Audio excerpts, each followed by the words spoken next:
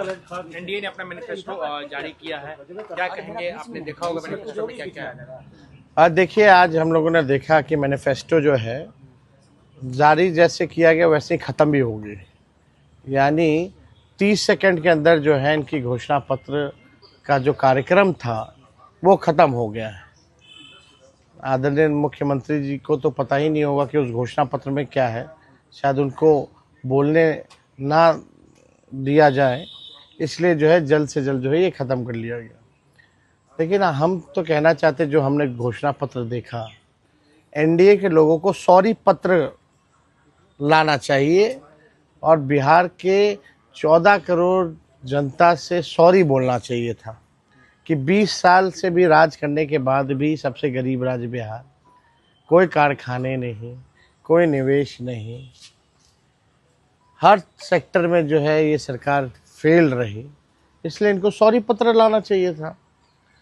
और अगर इनका 20 साल का जो झूठा जुमला अगर आप लोग देखें, जो वादे इन्होंने किए थे 20 साल से, हर घोषणा पत्र 20 साल तक का जितना इन्होंने घोषणा पत्र लाया है, वो घोषणा पत्र भी कहता हुआ कि हमारा क्या हुआ, हमारा क्या होगा।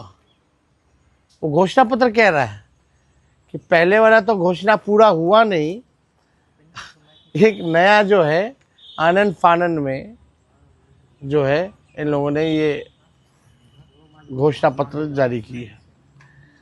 इसमें कई ऐसी चीज़ें, अब बताइए, स्कूल में मिड डे मील जो है वो देंगे, यानी इससे पहले जो है बढ़िया से ये लोग नहीं दे रहे थे।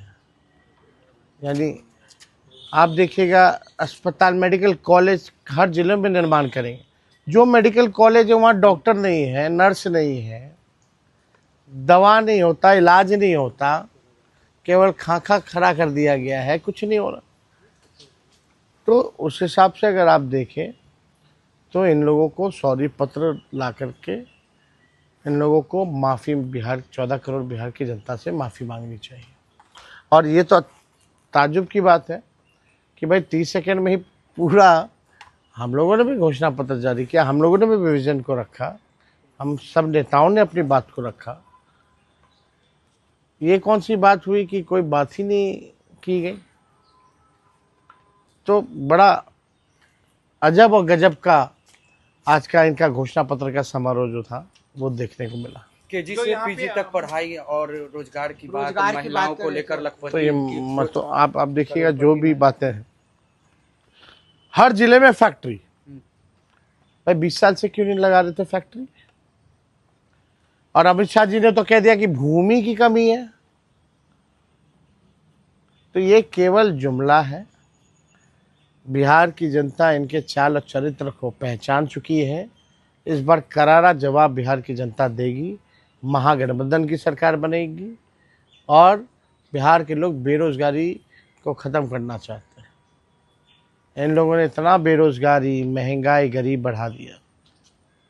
बढ़ा दी। आप देखिएगा, 94 लाख ऐसे परिवार, गरीब परिवार का, उनका क्या है इसमें?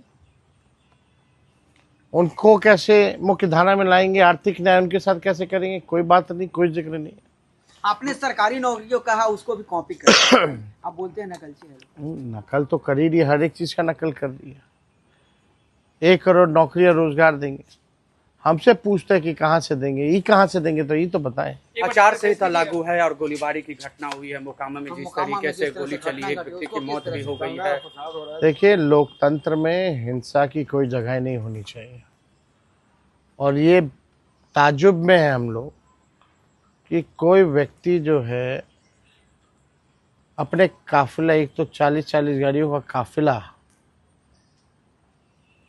और तो और हथियारों के साथ लैस, कैसे घूम सकता है? इलेक्शन कमीशन क्या कर रही है? प्रशासन क्या कर रहा है? अब तक क्या कार्रवाई की गई है?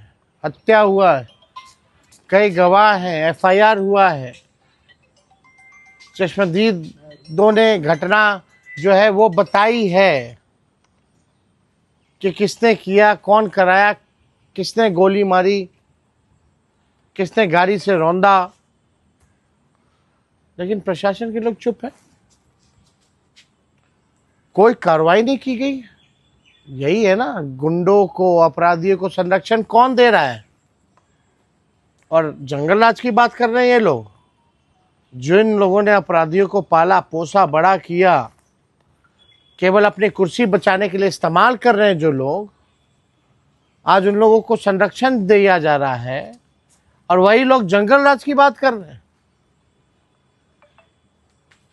इलेक्शन कमीशन को तो संज्ञान लेना चाहिए, सुमोटो लेना चाहिए कि ये कैसे हुआ, किस अधिकारी पे कार्रवाई हुई, कोई एक पुलिसकर्मी पे, कोई डीएसपी एसपी के पे कोई कार्रवाई नहीं की गई।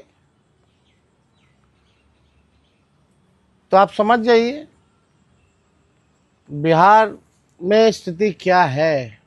अब सच्चाई सामने आ गई, बिहार की जनता देख रही है।